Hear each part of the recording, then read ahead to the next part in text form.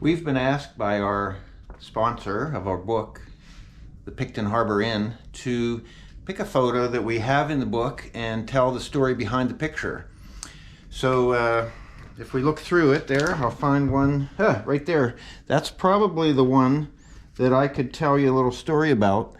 This lightning shot was one that I went out to Prince Edward Point to photograph the moonrise. It was supposed to be a full moon coming up, that special, one of the blue moons or the harvest moon or whatever.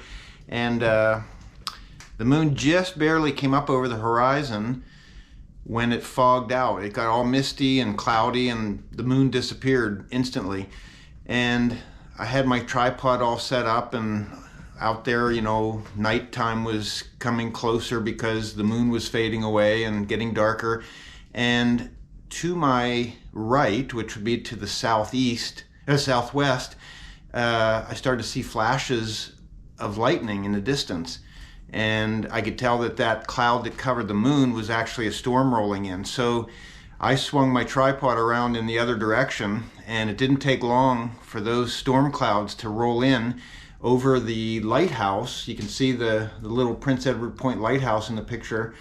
And because it wasn't quite completely dark, I couldn't just open the lens up and allow the exposure to be taken by the flash of lightning. I had to wait. Each flash I tried to capture manually by holding down the shutter and anticipating the flash of the lightning. So this frame actually turned out to be at the very left edge of my frame. It was a horizontal picture, landscape view, but I was able to crop it to the left and make it vertical or square, filling the frame with the lightning.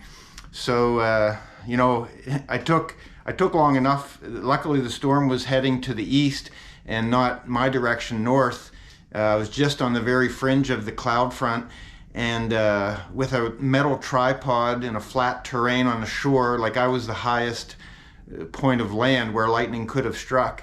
So I got my shots and I packed up the car and hightailed out of there.